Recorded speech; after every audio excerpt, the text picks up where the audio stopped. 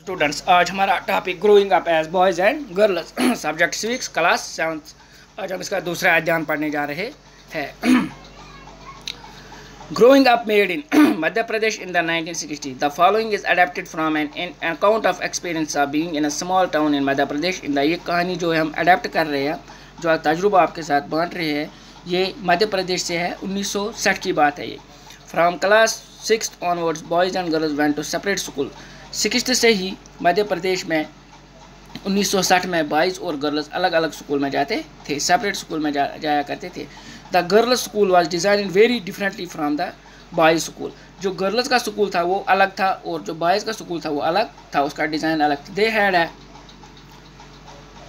Central court yard wire they played in total seclusion and safety from the outside world. Court yard था, ground था, वहाँ ये खेलते थे, अलग से ही खेलते थे। बॉयज़ अलग खेलते थे, लड़कियाँ अलग खेलती थी। The boys school had no such courtyard and or playground was just a big space attached to the school. Every evening once school was over, the boys watched as hundreds of schoolgirls crowded the narrow streets. As the girls walked on the streets, they looked so purposeful. This was unlike the boys who used the streets as a place to stand around idling to play, to try out tricks with their bicycles. For the girls, the street was simply a place to get straight home. The girls always went in groups, perhaps because they also carried fears of being teased or attacked. जाने से जाती थी, घर जाती थी सड़क से, ताकि उनको ये टीज़ का भी खतरा नहीं रहता था, या उनको ये होता था कि टीज़ मत हो जाए हम। In what ways do the experience of so many children and teenagers differ from your own experience of growing up? Is there any in this experience that you wish was part of your growing up?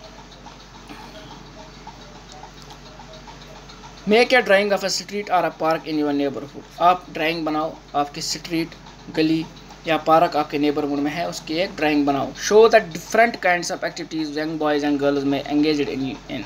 आप देखो क्या क्या activities हो रही है वहाँ, girls क्या activities कर रही है और बॉयज़ क्या एक्टिविटीज़ कर रहे हैं। You could do this individually और इन ग्रुप्स। आप इसको अकेले भी कर सकते हैं या ग्रुप बनाकर भी कर सकते हैं। और there as many girls as boys in your drawing. क्या आपकी ड्राइंग में बॉयज़ और गर्ल्स बहुत गर्ल्स या बहुत बॉयज़ है।